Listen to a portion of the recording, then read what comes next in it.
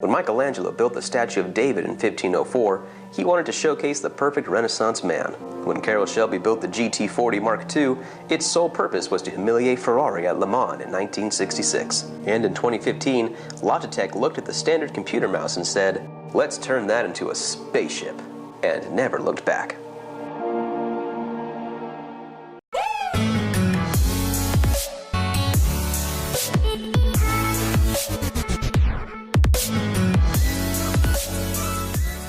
What's up, guys? Welcome to the video. Today we'll be talking about the Logitech MX Master 3, the mouse that's been self-described as being specifically designed for creatives and engineered for coders. And I gotta say, I'm almost ashamed to agree with those claims because I used to be just like you, the person watching this video thinking, dude, who cares? It's just a mouse. I've been using the trackpad on my laptop to make videos for years now, and I've been doing just fine. I don't need some fancy mouse as a crutch when I make my art. And normally you'd be right. In fact, up until about a month ago, that was me. Almost every single video on this channel was made using nothing but the trackpad on my old MacBook and my current Surface Book. But after researching multiple mice, of which I made a separate video that you can view up here, and I will link it down below and at the end of this video, I can well and truly say that I am never going back to the trackpad or a regular computer mouse ever again. Enter the Logitech MX Master 3. This is the third installment of the MX Master line and has about the same number of features you'd find packed inside a spy car. Sporting a sleeker and more form-fitting shape than its predecessor, as well as a redesigned scroll wheel and a new set of side buttons, Logitech really wants you to abandon its older models and upgrade to the latest version. But with the same $100 price tag as previous models, and with older mice in the MX lineup having equally great reviews, is the new one really worth it? Oh my god, yes! Guys, I won't pretend like I don't love this mouse. It has already increased my speed as an editor and has made using a computer generally easier. So let's go ahead and jump into the review, and I will tell you exactly why you need to invest in this mouse.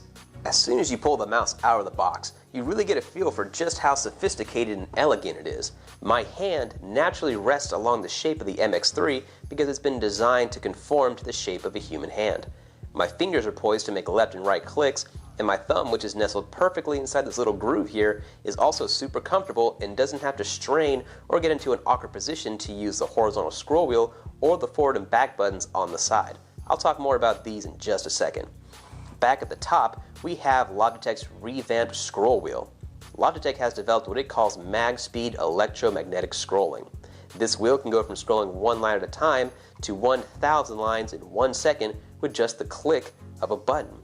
That's fast enough to put a smile on the face of any coder or person who works with mile-long spreadsheets on the regular.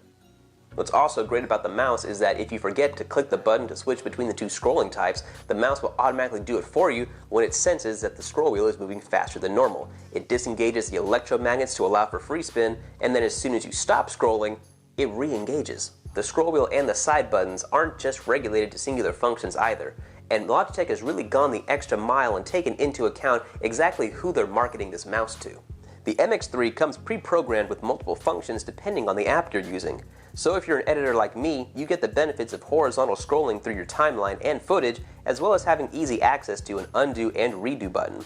And all of these are changeable through the software to match your style, including the somewhat hidden thumb rest button that's defaulted to show you all of your currently open windows. You can also check out the status of the mouse battery from there as well. And that brings up another highlight about this mouse, and that is that the battery on this thing is just ridiculous. Logitech claims that you can get up to 70 days of usage from a single charge, as well as getting 3 hours of usage from 1 minute of charging with the USB-C cable that this comes with. Now, I haven't been able to test the latter of that yet because I'm still running on the initial charge when I bought this mouse 2 months ago. But if that's any indication towards performance and longevity, I'm inclined to believe the hype. Keeping up with performance, you can use this mouse on any surface. I've tested it on my desk, glass, couch cushions, and a deeply textured wood surface without any loss in accuracy. The MX3 also continues the Masterline feature of being able to connect to up to 3 different devices at the same time, which you can check to see which device you're on by flipping the mouse over and looking at the bottom. And they even go a step further with their multi-system flow technology by making it cross-platform. What that means is that you can copy and paste files from an Apple computer to a PC and vice versa. What that also means is that you don't have to endure the cramp-inducing torture that is the Apple Magic Mouse. I have to use this thing for work, and the trackpad is top-notch. Like, I'll admit, Apple still has the market corner when it comes to trackpads and intuitive gestures. But tell me why my hands gotta look like Hanson from Scary Movie 2 every time I want to use this thing.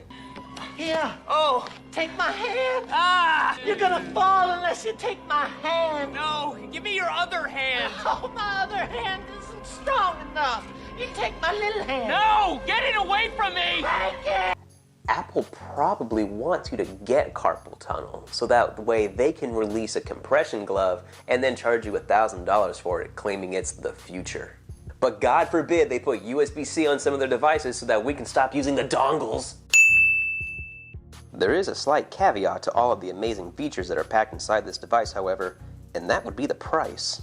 The MX Master 3 isn't the most expensive piece of tech you're going to buy, but it's not exactly cheap either. It's going to cost you $100, which is kind of expensive considering you can find alternatives on Amazon for as low as $6 for a wired mouse and $10 for a wireless one. The size and shape of this mouse could also be a turnoff for some. For most hands, it fits perfectly in your palm and you don't have to strain your hand to conform to the size and shape of a lot of smaller lay-flat designs. I'm looking at you, Magic Mouse! But for some users, the MX3 might be a little bit too big and cumbersome. Those with smaller hands might find it hard to get a good grip or find it uncomfortable to reach for the side scroller and buttons. It's also not the most ergonomically designed mouse either. The Microsoft Surface Arc mouse has a much better profile for traveling, while the MX3 isn't really something that you can slide inside of a briefcase. However, if you have a backpack or a suitcase, this thing takes up hardly any room at all. But honestly, that's the only scenario I can think of where size would even be an issue. If you have a backpack or a suitcase, this thing takes up hardly any room at all. And if you want to go somewhere with just, say, your laptop and the mouse, the MX3 fits perfectly inside of any jacket pocket. So really, the cons for this mouse aren't things that I actually have any issues with. I just needed to come up with something to make this review seem a little more balanced. Guys, I love this mouse, and I'm not one to get excited over every new piece of tech out there, especially a computer mouse. But man, when I bought this thing, yeah, it surprised me. I got really excited over it. And at the end of the day, if you've got the cash to spare and you want a mouse that's not only stylish and comfortable, but also speeds up your workflow, has programmable features packed inside it, as well as cross-platform capabilities, I highly suggest checking out the Logitech MX Master 3. Alright guys, that ends the review. I hope you got the info you were looking for. If you have any questions about the mouse, feel free to leave a comment below. And also, let me know which mouse you use, because I'd love to know if there's anything out there that's potentially better than the MX Master 3. As always, like this video if you found it helpful, subscribe if you haven't already, because I've got videos coming out every single week. Videos like my new tutorial series, Just the Basics, where I give you all the knowledge you need to get started editing videos in Adobe Premiere. Well, that does it for me. I'll see you guys next week.